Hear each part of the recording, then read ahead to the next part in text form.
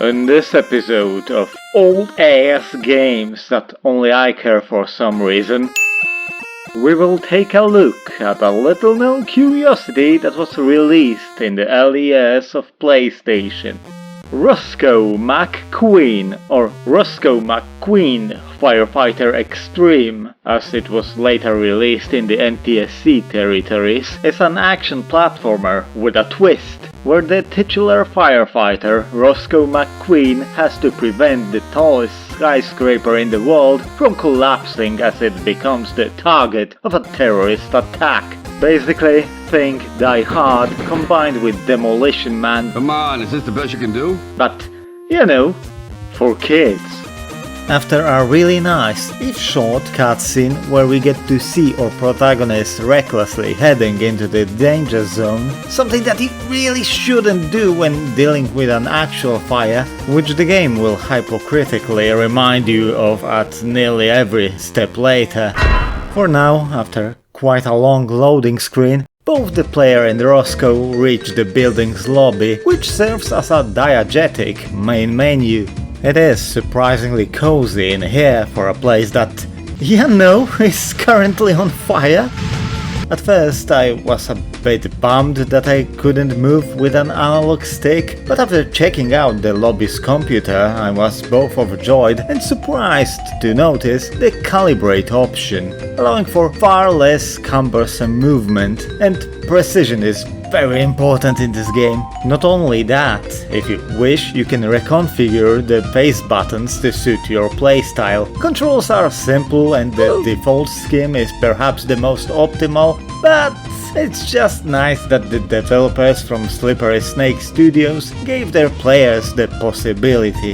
Having messed around enough, there's nothing else left but to go through the elevator. Not the smartest choice for a civilian, but again, Rosco is the professional here, and choose the initial level, the Tower XS. Get it?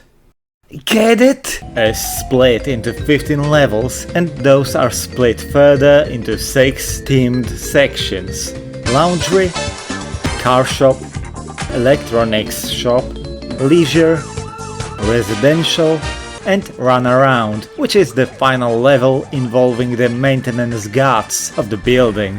15 levels may not seem like a lot, but don't let that small number make you think that the game will be over in 2 or 3 hours. Because after the initial 3 levels, which are more like a tutorial than anything, are over, the stages get really long and complex, reaching up to 25 minutes of high-tension action.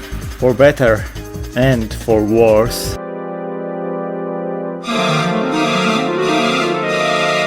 Outside of the finale, which throws a bit of a curveball into the formula, each level plays vaguely the same. You enter a closed-off section of the level, deal with the enemies and fires while also collecting supplies and rescuing poor schmucks who got stuck in the building. Once you clear out a section of every possible source of danger, you can hit a big red button and progress further. Beware though, as you go through the blast doors, you'll lose access to the completed section of the level, making the stuff you've missed inaccessible. After the final section is cleared, you have to reach a golden badge and then the level is over. Every level is filled up to the brim with easily flammable objects, most often in the form of big stacks of boxed products that are then set on fire by various robots. Outside of the super short backstory written inside the manual and on the back of the box, there's no real explanation of why they are here. There are no cutscenes outside the last level, just pure gameplay, not that you would need an excuse for destroying a whole army of pyromaniac machines, and Rosco's trusty axe is the right tool for that. Sure, it's not really powerful unless you sport a super axe upgrade, but it will do the job just fine. Some robots were designed just to hurt and stall you, while others concentrate on setting up fires. And then there are the flamethrower robots that do both at the same time and are extremely annoying to deal with. Seriously? fuck those guys. The most common ones are these purple beeping boxes that leave bombs around, with resulting explosions causing fires. You can actually prevent fires by pouring water on the bombs, something that I discovered about 5 levels in, and was both happy that this exists and extremely disappointed that it took me so long to notice the existence of this mechanic. Even more embarrassing was me finding out near the end of the game that you can sidestep with the L1 and R1 buttons. The game calls this a dodge, something that was designed to combat the extremely dangerous bazooka bots. Their projectiles are highly damaging and they only become vulnerable for a while when shooting. The best way to combat them is by using the throwing axes you can pick up, dealing with them at a distance. And with me not using dodge, it resulted in awkward pacing back and forth, more often than not getting hit in the process. Bomb rushing them is also a viable strategy if you have full health and they are the only enemy remaining. Sure, you'll eat plenty of rockets, but at least they won't miss and thus won't set any fires by accident. The dreaded flamethrower bots are a complete pain. Not only do their attacks hurt a lot, setting off fires really easily, but if you hit them with anything, they will bounce around, spinning while spitting fire everywhere, often escalating the situation out of control. And they are the most resilient type of enemy, harder than even the biggest bruisers or bazooka wielders. Real nightmare. You can dose them with water, which will take away their attack capabilities for like 3 seconds, but then you'll still have to chase them after hitting them and they will burn shit anyway. Yeah, fighting them wasn't fun at all. There are more enemy types, like vacuum bots that explode when you kill them, so it is recommended to take them out from afar, or zappers that will electrocute Rosco when sprayed with water. But compared to the previously mentioned trio, they are a nuisance at best. Combat is a bit rough, the enemies are hardy, and dodging their attacks is, well, let's just say it's pretty wonky. Luckily, Rosco is also quite a tough cookie and can take hits like a champ. Not to mention that health pickups are quite plentiful as well. Also, you can dose robots with water, which will stun or even destroy some of them if done long enough, which adds a bit of strategy, I guess. The second, probably even more important tool in Rosco's arsenal is his trusty hose. I mean, it's a game about fighting fires, so extinguishing them should be the main thing, right? And it's done fine in this game. Sure, fires are tied to objects and spread only through direct contact after a random number of ticks, when an object starts to scatter embers randomly, or if it is linearly connected with another group of objects through grass, carpet, or an oil puddle. Bigger fires are obviously much harder to control, as after finishing one part of it and starting another, it's quite likely that the surrounding fire will erase your progress, especially if you only have the weak level 1 hose. Special one-time use chemical extinguishers or water bombs can be lifesavers, but A, they are pickup dependent and thus not always available to you, and B, they have their own quirks and it is easy to waste them without achieving your goal. A more reliable way to fight flames is upgrading your hose to increase its performance and efficiency. With super hose pickups you can get up to level 4, where the hose spits a rainbow stream of unknown liquid. In a perfect world, you would always be at level 4, as it takes care of any fire and the machine extremely quickly, only being stopped by targeting issues when it comes to elevated fires. And running out of water, obviously. But hey, that last part is not a problem, right? There's plenty of bottled water around, right? Well, The main problem with a maxed out super hose is the fact that while the water supply is large and it is extremely efficient at solving problems, it cannot be replenished. Even with super hose pickups around, you're only able to pick them up again after the tank runs out, and then you still have to build it up from level 1, which in a heated situation is often a death sentence. This can lead to frankly absurd situations where you waste the remaining water in a controlled environment just to start leveling your hose again. The more sources of active fire in the sector, the quicker the temperature gauge rises. If it reaches the top, alarms will start blaring.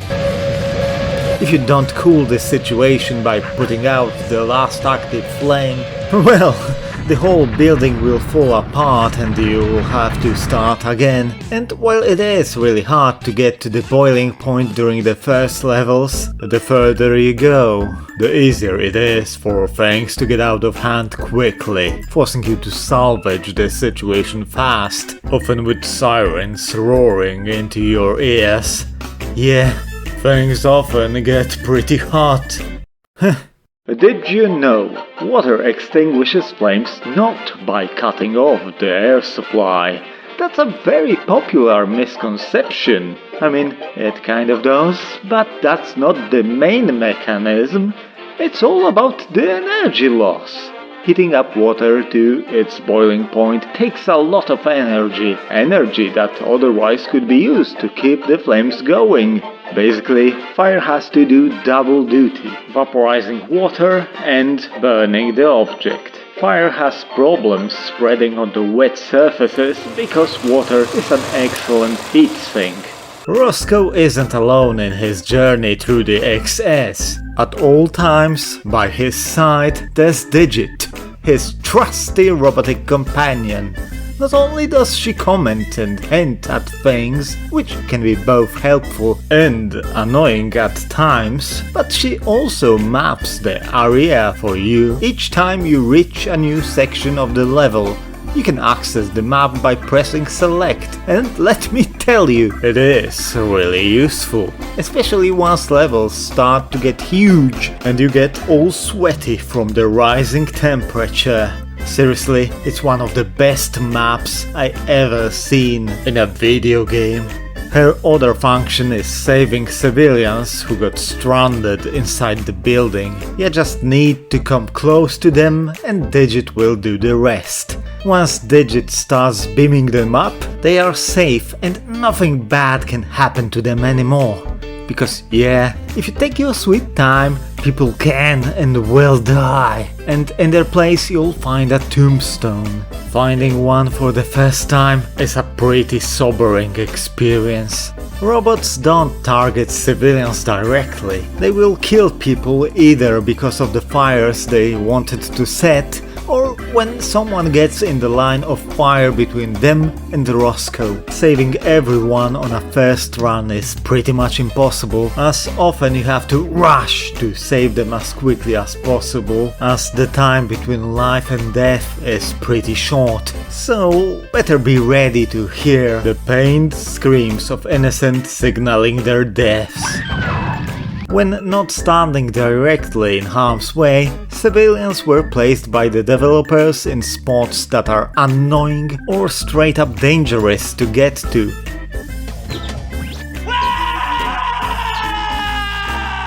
Or behind reinforced doors. Destroying reinforced doors requires having the previously mentioned super axe, which immediately breaks after fulfilling its role. Sometimes progression is blocked behind reinforced doors, but most of the time they are optional, which, as the super axe also significantly boosts your attack capabilities, leads to two interesting dilemmas. First is when to break the axe. Do you want to start the section by purging it from every enemy, or rush the closed off room in hopes of grabbing additional goodies and or saving someone from their doom? And the second is, Do you even want to use it at all? I know this will sound cruel, but the super access really strong.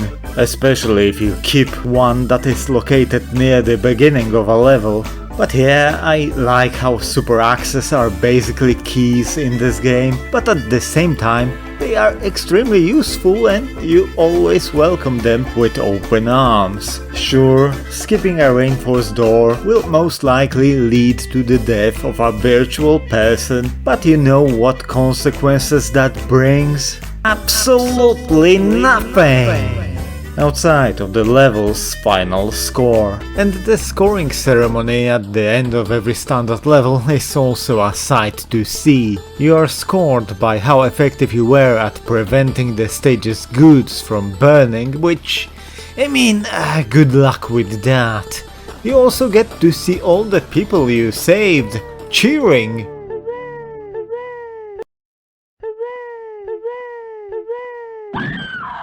Well, that was morbid. Not gonna lie, I remember experiencing this for the first time when I was a kid and getting pretty traumatized. Maybe that's why I stopped playing the game back then.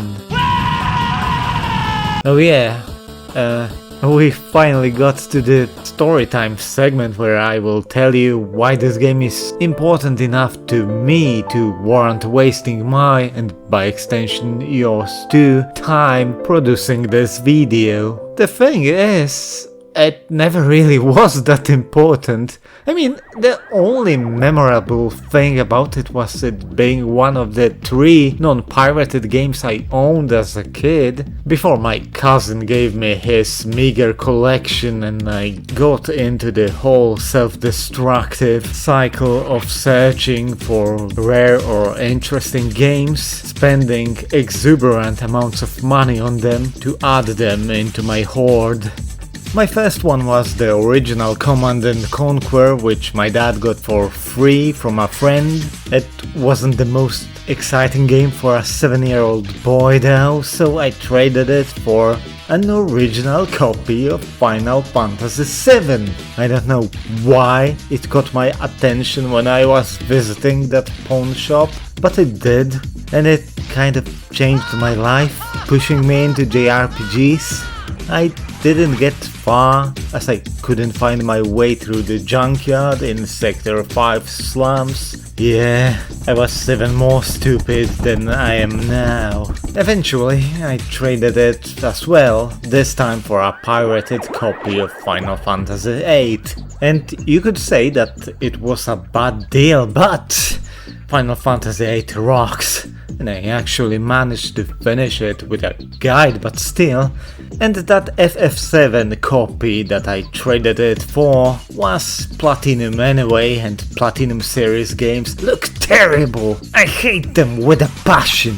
So it was a good riddance. Anyway, one day, completely randomly, my dad brought home an original copy of Rosco McQueen. Just out of the kindness of his heart, I stopped playing Parasite Eve 2, put in the nicely looking disc, and played it.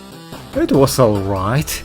I genuinely enjoyed it. Even if I got filtered by the big fire in the 3rd level, it's perhaps the first genuinely tricky segment in the game, thanks to how the fire keeps taking back what you've just extinguished. The game supplies you with a water bomb before this moment for a reason. Eventually I powered through, getting to the car shop stages, and after a few days, though during that time I mostly replayed the first 3 levels because they were fun, I managed to reach Otta 2 with the password Grease burned into my memory.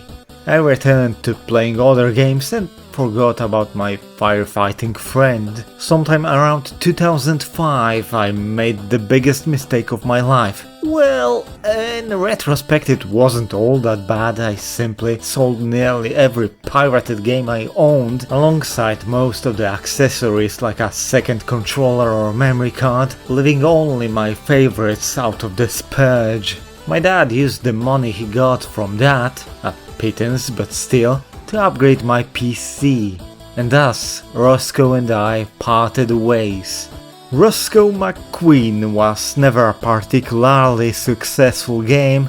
It's not a cult classic, most people probably don't even know about its existence, and 90% of those who do don't really care about it. But it is rare. Surprisingly rare. I kid you not, I searched for it for at least 3 years to no avail.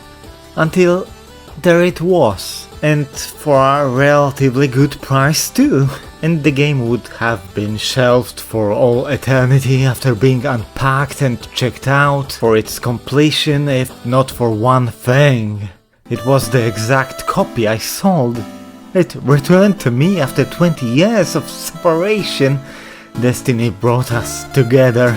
I thought that I had many gaming soulmates, no homo, but apparently Rosco McQueen always was the real one. And hey, if the stars aligned like that, I simply had to play my boys game and tell everyone about it. It's the bros code after all. And when I turned the game on after all those years, the memories hit me like a truck. The 3 initial levels, set in the laundry and featuring good old-fashioned stereotypes, went by like a breeze, organically introducing the basic elements of the game without any intrusive tutorials. Electrical boxes, reinforced doors, pickups and using them in the right places. And while the core gameplay, using your hose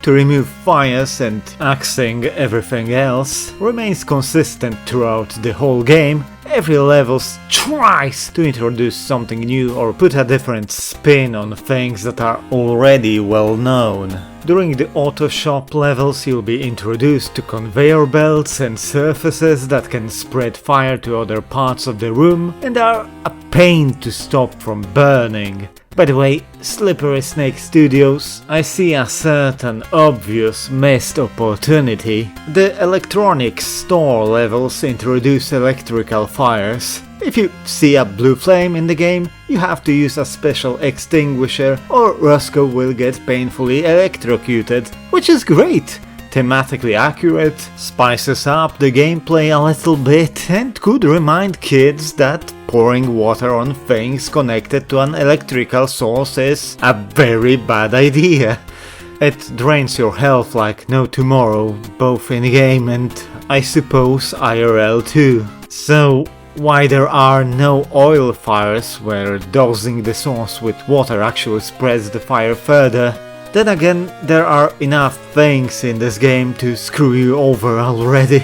If you watched some of my previous videos, you likely know that I'm a big fan of developers pulling the rug out from under the unsuspecting player's feet. And if you turn your common sense off when playing this game, well, you're in for many nasty surprises, at least until you start paying attention again. First encounters with everything past the laundry section will be immensely painful, but entirely avoidable if only you would think for a bit instead of rushing in.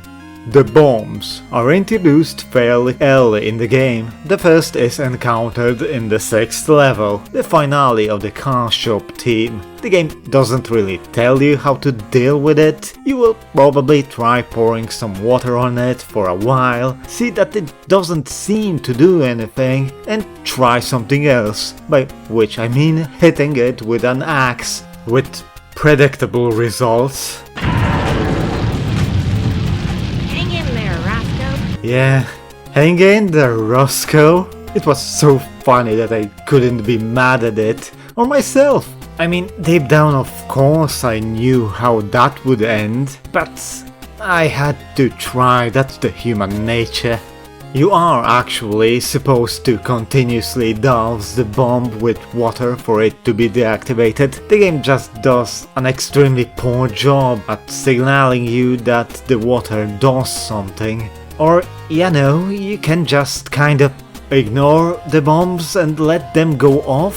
I mean, you can't progress into another section until there are no active threats anymore, but as a bomb going off is not an instant game over, just a big temperature spike and potential fires, if there's only one explosive remaining with no flammables around it, you can just wait for it to blow and be on your merry way. I actually watched a guy get exploded because I was too lazy to bother finding a way to get to him. お前はもう死んでいる。何? Yeah, not my proudest moment. At first I was kind of miffed about it, but bombs were made underpowered so that accidents caused by you or the enemies wouldn't cost you a run. And hey, you can detonate them from a distance to deal with annoying enemies. Bomb timers are always fair, and you should be able to reach and defuse every single one of them without having to rush too much. But the psychological effect is still there, with that clock angrily ticking away. Examples of other fun little tricks the developers prepared to punish you for not paying attention are heated doors, because, you know, rapidly opening a confined space that's already on fire isn't the smartest idea. The resulting heatwave hurts a lot. So it is recommended to break such doors from afar, or if that's impossible, going in only after collecting a heat shield, the game's version of invincibility, beforehand. And then there's the true killer when it comes to being inside a building on fire: smoke. True to real life, it will kill you in mere seconds. It's the most damaging thing in the game, outside of gravity obviously. Sometimes you might be low on health, rush into a new room and just kill over instantly because you didn't know that it would be there. Civilians are weirdly immune to it though. However, smoke is really uncommon and is always preceded by air tank pickups laying around, allowing for a safe passage. But you have to be quick, as each tank lasts only a few seconds. You can stack them though. Heat shields also protect you from asphyxiation for some reason. And there's so much more. Every level will force you to adapt on the spot by throwing curveballs at you. The gameplay is designed to provide a constant adrenaline rush, managing the rising temperature, frantically searching for enemies and fires, rushing to deal with them, the ticking of bombs, juggling multiple threats at once, and desperately trying to not make a critical mistake at a wrong time. When it comes to the gameplay, I'm a really simple man. Fast equals good. Doing something fast and precise makes everything look impressive. It shows confidence, understanding, focus. Hesitation is defeat after all. One of my favorite games is Mr. Driller, a fast-paced action puzzler from Namco. You can play it slow and methodically, sure, but it will doom you once you reach lower depths. Not to mention that playing this way is not that much fun, and let's face it, it will kill you more often than if you would just dig fast. Because all that overthinking and stress will cause you to make mistakes anyway. Playing it well is all about outrunning your responsibilities and mistakes, while grabbing every opportunity along the way. Once you finally get into that mindset, it's a thing of beauty. Rosco at times gave me this similar vibes. It's a game that exudes immense pressure constantly, and that pressure will either break you or turn you into a diamond. And I wish I could end this video here, I really do, but I can't, because the truth about Rosco McQueen is a lot less rosy.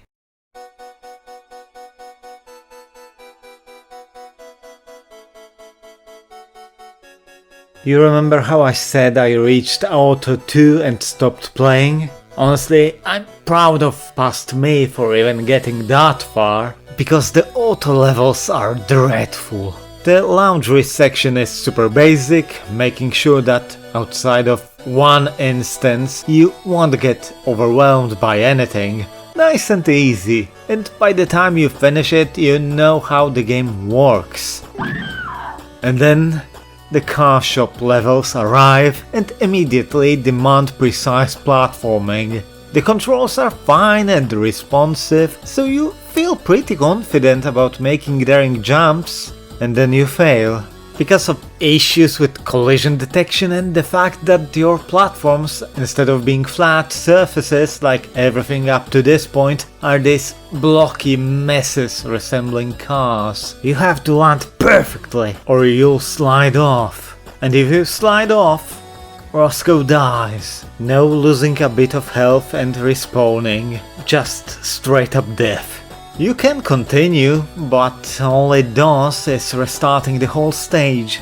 Every death, every failure means you have to start the level again. A bit wiser, sure, but also a lot more frustrated. And I mean, why wouldn't you be? The levels get progressively longer, reaching 20-30 minutes by the end, and all that time can be erased in an instant by one bad jump. There were at least 2 instances of me reaching the end of a level, seeing the finish line, and then just completely botching it up. It was heartbreaking, to say the least. Instant death falls and no checkpoints are downright criminal in a game like Rosco McQueen. Even fucking Rayman 1 had checkpoints. I mean, of course, it fits thematically. Rosco risks his life, you risk your time. You are supposed to be careful. But it hurts the soul when you have to slog through 15 minutes of a level that you know already like a back of your hand, just to reach the part that defeated you and then fail again. It's especially infuriating since the later levels have plenty of extremely tricky moments, making each one a little gallery of horrors, from one bullshit moment to another, until you either reach the end or have an epic crash out. It's kind of beautiful how easily a situation that feels under total player control can completely fall apart in seconds. I like how defeated Rosco looks on the continue screen. It mirrored my feelings pretty well, and then once the counter drops to 0 he just gives up.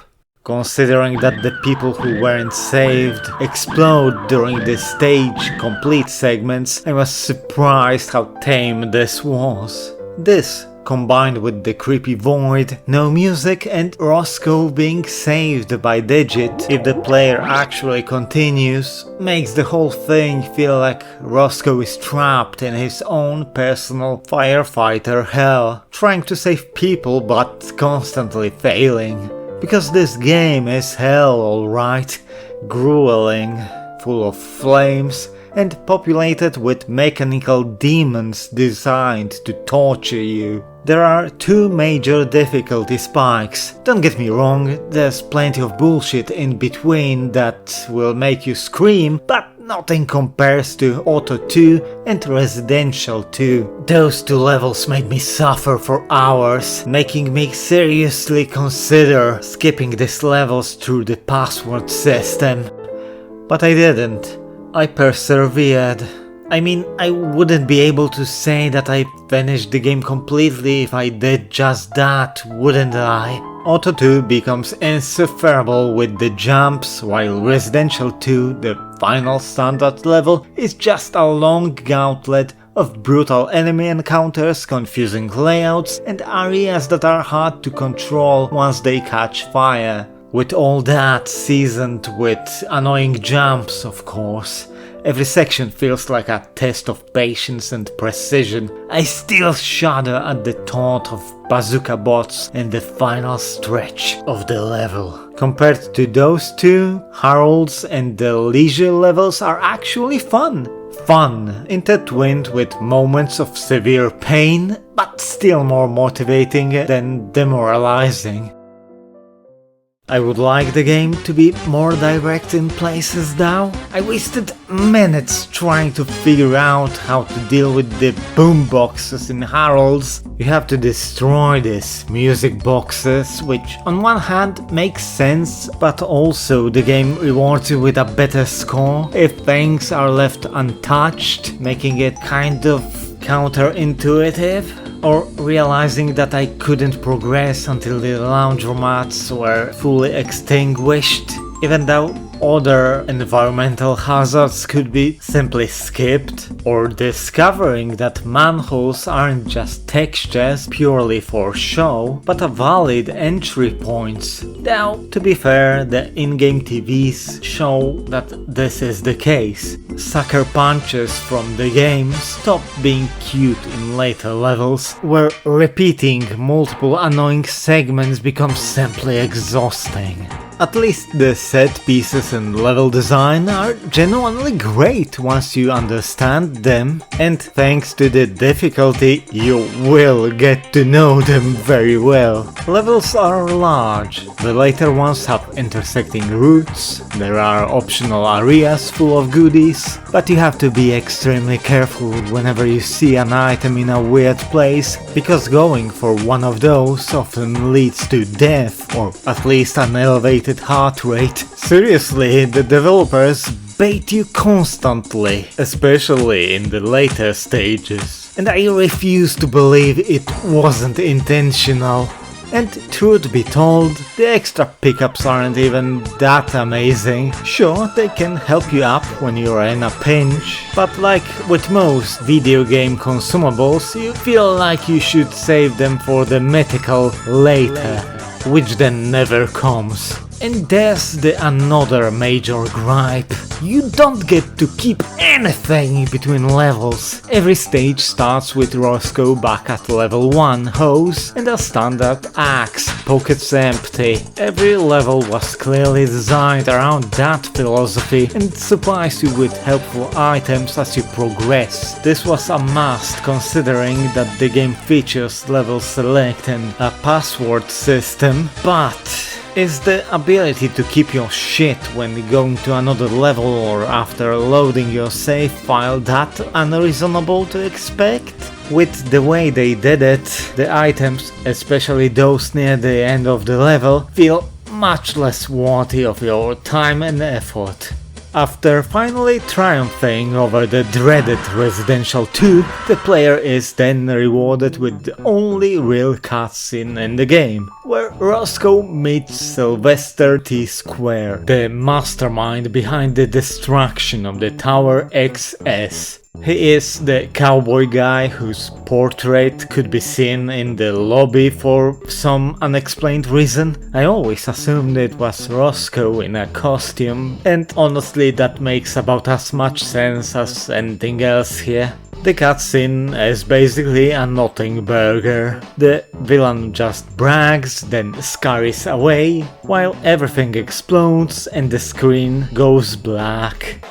This was the point where I honestly started to panic, thinking that you actually need to save every civilian in the game to access the final level, just like in Rayman 1. But then I remembered, wait a minute, they don't even keep your items around. It was a false alarm. The game just suffers from long loading times, and after a while, another cutscene started to play. Now it is just Rosco talking with Digit about the new objective, which is destroying all these water pumps so that the whole building won't blow. Super Axe is needed to deal with them, so the whole thing resembles a bit of a treasure hunt. The level is good though, not too hard, not overly confusing, with the amount of time you are given being very generous. There are no civilians to save or fires to extinguish, just you, water pumps, the level itself, timer, some enemies and pools of water. Imagine my surprise when the game suddenly, in the last level, introduced swimming and diving mechanics. I mean, it's not a big surprise if you watch the game's trailer, but the fact that such a mechanic is introduced just for a single level, and the last one at that, is surprising. And the in-water gameplay is fine, I guess. What wasn't all that fine were these mechanical fish that are a complete pain to dodge. Unless you swim right near the surface, then 99% of the time you are safe, so why they are even here? The rooms you have to traverse while underwater are really simplistic, making the whole addition seem even more unnecessary. But as I said before, the level is a fine, stressless way to finish the game, something that was truly needed after how traumatic the preceding level was. Runaround is actually more like a glory lap than the final challenge. So, with the final water pump gone, you jump into a laundry cart and the game ends with a credits roll. Too bad it's an FMV and not an interactive ride, as I can see riding a laundry cart being pretty fun. There's no real reward other than your own satisfaction and being able to brag to people on the internet that you've beat a hard game that nobody cares about. You can replay every level now, but why would you do that really? By the time the game is finished, you replayed enough of these levels, just from having to continue after you fail. The game is fun despite all the suffering it brings, but once you finish it, there's no real point to get back to it, like ever again. Out of sheer curiosity, I've checked out World of Long Play's playthrough of this game to see how much time a normal person who isn't a scrub would need to finish the game fully. And while researching that, I noticed some extremely weird things that made me check the NTSC version myself. Completely legally, of course. The game's textures seem nicer, the whole thing runs with 20% more frames, and slowdowns are much less common. I couldn't get the analog controller to work, but you get more options for button configuration, allowing for better left-handed accessibility, which is pretty neat. What is that? What the fuck is that? What completely surprised me was the difficulty selection option, but even on hard, the enemies receive a lot more damage. Your standard axe destroys most basic ones in just one swing, 3 being the max required to topple down anything in the game. Remember those annoying flamethrower bots? Yeah, they don't spin after being hit anymore, and fires are a lot easier to control too. The only trade-off is that Rosco takes more damage as well, but that makes the experience feel much more balanced than it was before, making the health pickups more valuable. Oh, and speaking of pickups, the amount of your tools carry over after finishing a level. If you continue after dying, they will be zeroed, just like pistol starting in Doom, but still, it makes secrets and risking for the biscuit actually worth a damn. On easy, you can level up your fire hose past level 4. It doesn't seem to get any stronger or anything, but at least the water tank is restored. But most importantly, jumping on platforms is much snappier and it's harder to fall off. Pal! Pal! Yeah, going in with PAL version proved to be suffering again, and I would advise you to play the more polished NTSC release. Though, I also think that the game was made a bit too easy, and it smoothed out its identity. It's weird and a bit scary how having a hard time actually makes us bond with things or persons more. I think that it's truly great that Slippery Snake Studios listened to complaints and made the game more accessible, but at the same time, it plays like a different game. In a way, it became a lot more generic. A bit of a monkey paw situation. You think you want something done differently, and once you get it, you realize that you really didn't. Flaws really are what define people, games or other things, and love is about cherishing them despite their imperfections. Rosco McQueen is a very demanding, yet interesting and stimulating game that really makes you feel like a firefighter with high stakes and risks being omnipresent. If playing recklessly and stressing out during your supposed leisure time is your fetish, go for it, really. Same if you just want to watch the world burn. The graphics are colorful, objects pop out, and I simply dig the retro-futuristic aesthetic of the game. It gave me a vibe of old action cartoons from 70s and 80s. The music kicks ass for being just a bunch of simple looping 40-second tracks. Various sections are played dynamically in response to what's happening on the screen, making much more out of them than there really is. Despite it all, I enjoyed my time with Rosco, even if it's just another very rough early PS1 game. If you ever are going to play it, I know you won't, but still, I actually advise checking the original PAL version, as despite technical shortcomings and more frustrating gameplay, I think it's a lot more interesting that way. Just don't make my mistake and play it on an emulator instead, using save states after each section. I think that's the best way to enjoy it.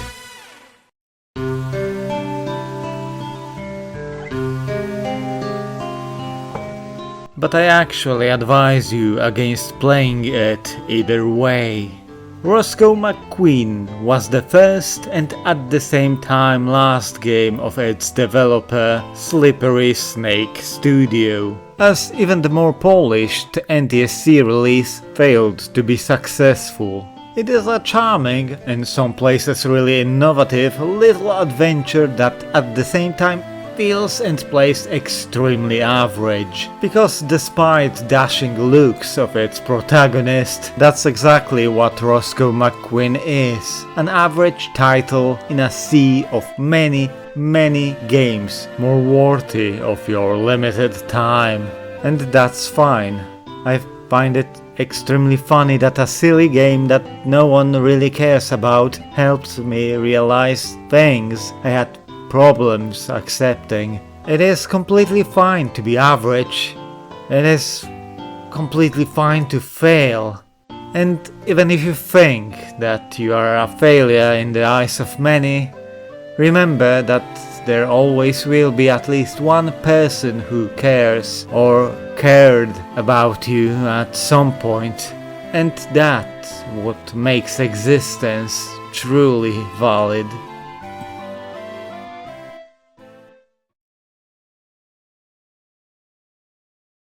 Good, but I would say it's horrible yet terrible. Ugly yet disgusting. You suck.